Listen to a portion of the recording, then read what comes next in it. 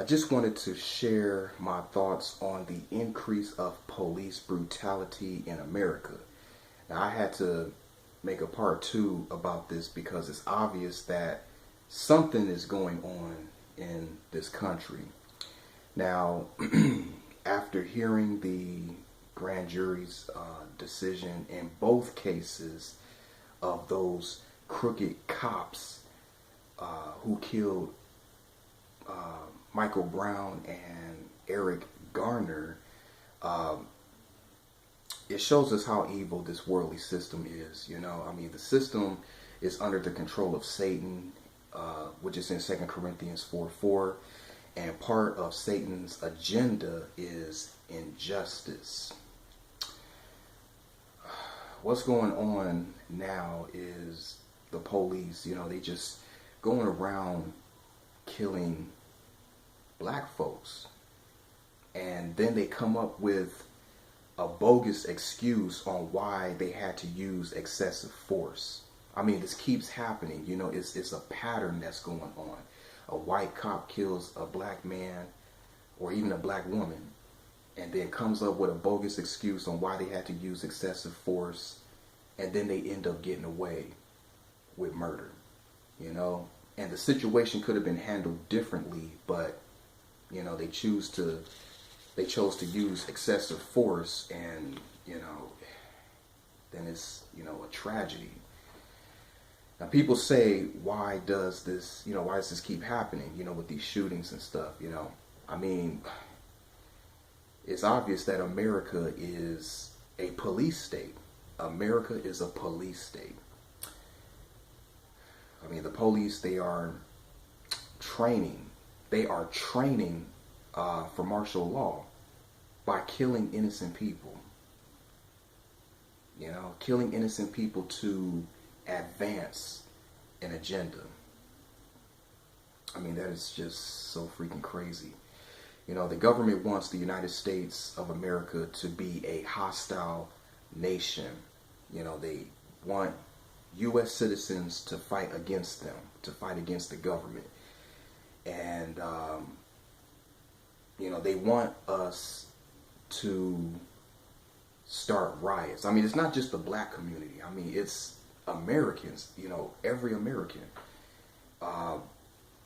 They want us to start riots and chaos all over this country. That's what they want.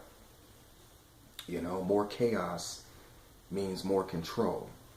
The more chaos that people cause in America, the more control that the government would put on us. And that's what it's all about. It's all about greater control on U.S. citizens, and then all of humanity.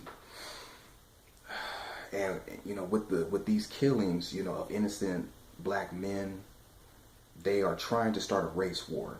They're trying to start a race war, which will lead to another civil war, which will lead to martial law. The government wants martial law so bad. I mean, they're like desperate. They want it so bad. They also want population control. The government, they try to have a medical martial law with Ebola, with the Ebola scare and all of that. They really tried to have a medical martial law where you would have to get vaccinated, and if you don't, then they would end up putting you in a FEMA camp. But doesn't seem like that worked out too well. But then again, I don't know, what they're doing. But it doesn't seem like it worked out too well. Now, like I said, it keeps happening. It's a pattern. Okay, there is another case of police brutality. And once again, it's out here in Phoenix, Arizona. I mean, this is crazy. Okay, this happened last night, or as I should say, Tuesday night, this past Tuesday night, December the 2nd, 2014. A black man named Rumain Brisbane, he was shot and killed by the police in North Phoenix, at an apartment complex, and I don't know much about it, but you know, it was apparently some scuffle that was going on between the man and the police, and the man was not armed. Yeah, the black man was not armed, but the officer who shot him believed he felt a gun in his pocket. I mean, just, you know, you feel some object and you assume it's a gun. The object thought to have been a gun turned out to be a bottle of pills. I mean, I guess this guy was like a drug dealer or whatever, but still, I mean, why kill the guy? You know? Investigators later found a pistol and what they believed was marijuana in the SUV. So I guess he was driving the SUV. They were saying it was something like a drug deal or whatever. And then the police started chasing him, and I guess the guy ran, and you know, but you know, they're gonna say whatever to cover their butts, you know. Like I said, they come up with a bogus excuse on why they had to use excessive force. So yeah, this is the latest case of police brutality in this country.